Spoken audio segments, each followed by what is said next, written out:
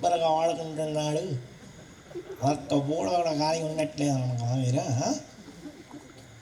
సరే మాస్టర్ గారు ఇందాక అయ్యగారికి చెప్పింది అది జాతీయ ఎంత జాతీయ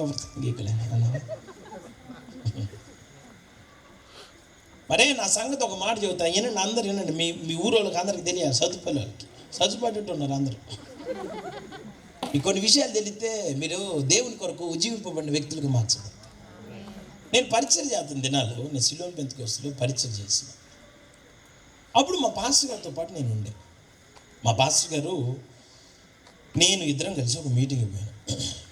మీటింగ్కి పోయి వచ్చేసరికి రాత్రి 12:30 అయింది.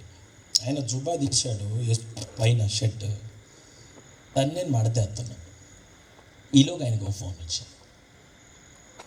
ఫోన్ ఎత్తాడు, ఎత్తగానే అవతల నుంచి ఒక అక్క, పాస్టర్ గారు సూత్రం పాస్టర్ గారు, తలకాయ ఇంత నొప్పితో భరాయించలేకపోతున్నాను, తలకాయ పగిలిపోతుంది, నా వల్ల కావట్లేదు, నేను చచ్చిపోయేటట్టున్నా, కొంచెం దయించి మీ దగ్గర ఉన్న పిల్లగాడిని పంపిండి నా కోసం ప్రార్థన చేయండి అయ్యా, నా పానం పోయేటట్టుంది, మీకు దండం పెడతా అని చెప్పి. నాకేం చీకటంటే భయం. మా నాన్న రెక్కల్లో డొక్కల్లో బతికి వచ్చిన, ఎప్పుడు ఆ బలిపీఠం దగ్గర బతకటమే నాకు తెలిసింది, నాకు తెలియదు. ఆయన కొత్తగా వింతగా నన్ను శుభ్రంగా నాకెళ్ళి చూస్తున్నా, ఫోన్ ఇటు పెట్టుకోండి నాయన బలిపోసం మనం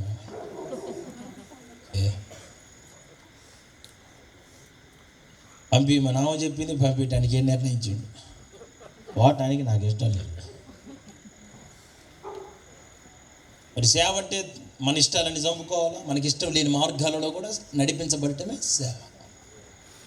అన్ని ఇష్టంగా అనిపించు కానీ నడవాలి, అప్పుడు దేవుని సంకల్పం నెరవేర్చబడదు. సరే నా అంతటి నేను వెళ్ళాను. అక్కడికి వెళ్ళేసరికి ఆ అక్క పూర్తిగా వస్త్రహీనురాలై ఉంది. ఆమె ఒంటి మీద నుళ్ళు పోగులేదు. ఏనండి అందరూ, రాత్రి 1:15 అట్లా అవుతుంది, 12:30 నేను ఇక్కడ బయలుదేరి ఆమె దగ్గరికి పోతే 1:15 అయింది. ఆమె అతను ఏం చెబుతుంది తెలిసిన, తలకాయ నొప్పి పాటలు ఏం లేచనా, నీతో పాపం చేద్దాన్ని పిలిపించిన. నేను ఆమెతో చెప్పాను, అక్క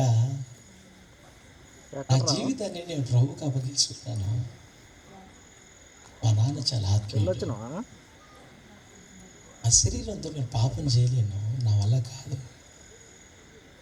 నీకు కావాలంటే బయటకు వచ్చి అందరికీ చెప్పాక నా గురించి, వీడు మంచోడు కాదు, వీడు నన్ను పాడు చేశాడు, నన్ను ఇబ్బంది పెట్టాడని అందరితో చెప్పాక, నన్ను చెడ్డ నన్ను ముద్ర నా మీదే కానీ నేను మాత్రం పాపం చేయలేను, నా వల్ల కాదు కానీ తను పెడతా కానీ నేనేడ్చి ఆమె కాళ్ళ మీద పాట. ఆమె సరేలే ఎందుకు ఏడుతూ ఆడపిల్లలాగా పో అన్నాను. సరే నేను కొంచెం బయలుదేరాను. మరలా మా పాస్టర్ గారి దగ్గరికి వచ్చి, మా పాస్టర్ గారు నాటంతో అడుగుతున్నాడు, అబ్బాయి ప్రాణం చేసినవారా అని అన్నాడు. ఏం చేసిందని చెప్పాలి, చేసినాయి గారు అన్న. భయం, అసలు ఆ మాట చెప్పాలంటేనే వణుకు పుడుతుంది నాకు. నేను మా నాన్న సేవ చేసింది కానీ ఇట్లాంటి నేను అనలేదు, నాకు తెలియదు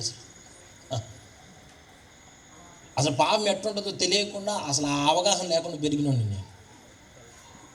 అట్లాంటిది సడన్గా ఈ మాటలు మాట్లాడేసరికి నా గుండె పగిలిపోయింది. అరే పోయి పడుకోపో అన్నాడు మా పాస్టర్ గారు. నా దాన్ని నేను పడుకున్నాను. రాత్రి నా గదిలో దేవుని స్వరం, వచ్చినాడు నా మనిషి, వాడు నేను ఏర్పాటు చేసుకున్నాను నా సేవకుడు.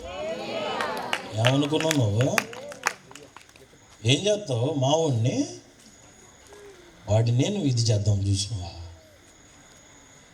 అని ఆ స్వరం మాట్లాడింది. దగ్గర ఆమెకి కలిపి గుండె నిన్న భయం, ఇంట్లో ఉండలేకపోయింది.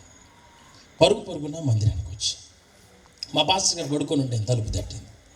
ఆయన తలుపు తీశాడు. మా పాస్టర్ గారు ఆమెతో మాట్లాడుతున్న ఆ విషయం అంతా చెప్పింది. అంత అయిపోయింది.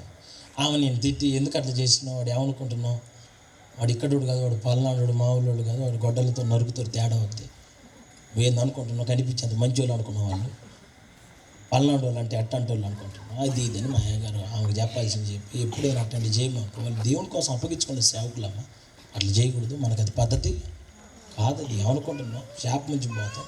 సర్లే పశ్చాత్తప్పుడు ఇంకోసారి జీవితంలో ఇట్లాంటి తప్పులు చేయొద్దని చెప్పి పంపించేసి నన్ను అర్ధరాత్రి పిలిపించాడు. నాకు వాడొచ్చి పాస్టర్ గారు వెళుతూ నేను సీరియస్గా చెప్పాను. నేను అనుకున్నా వచ్చి ఏమి నిందలు వేసిందో నా మీద. సరేలే ఏమైంది, నేనైతే నా జీవితాన్ని కాపాడుకున్నాను, నేను చెప్పాలా, అది నాకు నా దేవునికి తెలుసు. సరే వీళ్ళు ఏమంటే అనని, ఏమైంది, పర్వాలేదు, నిందలే కదా, అంతేగా. మహా అంటే